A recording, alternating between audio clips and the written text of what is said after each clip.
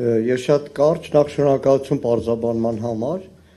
պետք է նկատի ունենալ, որ մենք ապրում ենք ականապատ մի դաշտում, որ այսօր Հայաստանի Հանրապետությունն է, եւ ամեն մի անզգույշ արտահայտություն, անզգույշ խոսք, անզգույշ գործողություն անդառնալի հետևանքներ կարող է ունենալ եւ այս առումով շատ կարեւոր է հստակեցումը, որ այստեղ հնչած տեսակետները Արցախի Հանրապետության պաշտոնական տեսակետի հետ կարող են տարբերվել եւ այստեղ տեսակետներից մեկը որ հնչեց լրիվ կապ չուներ պաշտոնական դիրքորոշումների հետ։ Դաշնակցության Հայաստանի Գերագույն մարմնի ազգային ժողովի Հայաստան խմբակցության անունից նախ շնորհավորում եմ բոլորին Արցախի սահմանադրության նաև պետք է հիշենք 91 թվականի անկախության հանրաքվեի օրվա առիթով եւ որպես Դաշնակցության Հայաստանի Գերագույն մարմնի անդամ Գերագույն մարմնի ներկայացնող իմ համար շատ կարևոր նախաձեռնություն էր եւ պարոն Դանելյանի խոսքում հնչած այն միտքը, որ սա շրջադարձ է մեկնարկ է, շատ կարևոր է, որովհետեւ 2024 թվականի սեպտեմբերի 2-ին երբ որ Դաշնակցություն նախաձեռնեց վերադարձի մեծ համաժողովը, դա առաջին քայլերից մեկն էր, երբ որ հրապարակային քաղաքական հասարակական մակարդակով շատ հստակ քայլ առ քայլ ներկայացում էր վերադարձի այն ամբողջ փիլիսոփայությունը, որը պետք է արցախայության համար եւ Հայաստանի իշխանությունների ապագա իշխանությունների եւ հասարակության համար ուղենշային լինի։ Իրականում տարբեր շերտեր են, քաղաքական, դիվանագիտական, հանրային, այստեղ առանձին կազմակերպությունների, կուսակցությունների ու նաև պետական համակարգի դերը անգնահատելի է, ընկեր Գիրոն թերևս իր խոսքում անդրադառնա այս տարիներին Դաշնակցության տարբեր կառույցների կողմից իրականացված են բոլոր նախաձեռնությունները, որ կան։ Շատ մեծ բանավեճի մի նյութ է դառնում թեմա է ընդհանրապես իրականությունը, իրողությունները, երազանքները, այս համադրությունը կամ հակադրությունը, որովհետև այս հակադրությունը հիմա երբեմն այնքան է աղճատվել, չեմ ուզում պարոն Զուրաբյանի որևէ կերպ համեմատության մեջ դնեմ, Աստված հեռու տանի, Քավլիցի ձեր հետ կապ չունի, բայց երբեմն այս իշխանության հետ ամբողջ այս բանավեճում, որը շատ հաճախ գռեհիկ բանավեճ է, շատ հաճախ դեմ հանդիման կանգնում ես դավաճանության ուրացման հետ, եղած ավերից հետո փորձում են աչքդ կողել, թե երազանքներ պետք չէ ունենալ եւ իրականությունը սա է։ Բայց գիտեք, ես ճիշտ ասած այն սերնդին եմ պատկանում, որը երազանքներով շատ կարճ ժամանակում այդ երազանքները իրականություն դարձրեց։ Պատկանում եմ մի սերնդի, որը խորհրդային միության տարիներին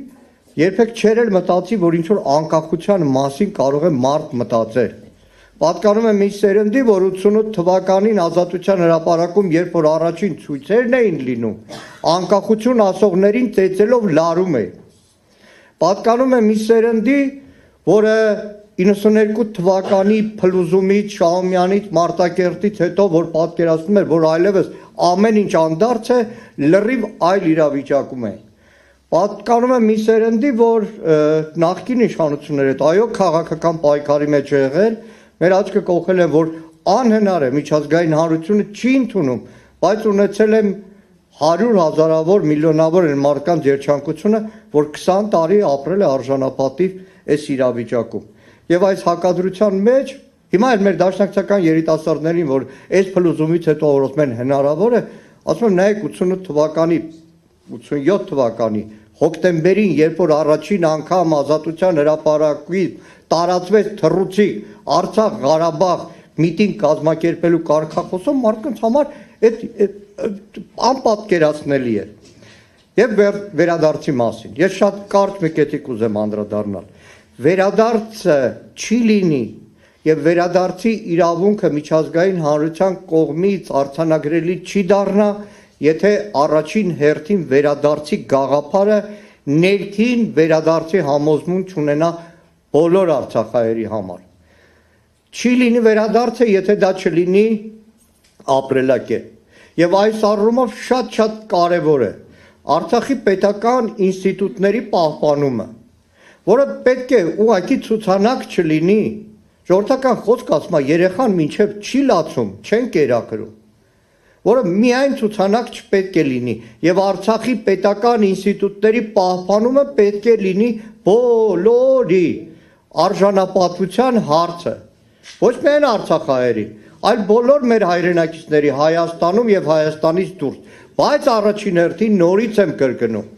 այդ վերադարձի հոգեբանությունը ցանկացած արցախցու ապրելակերպը պետք է դառնա։ Իհարկե կան բազմաթիվ նախաձեռնություններ, բայց դա շատ ավելի համակարգային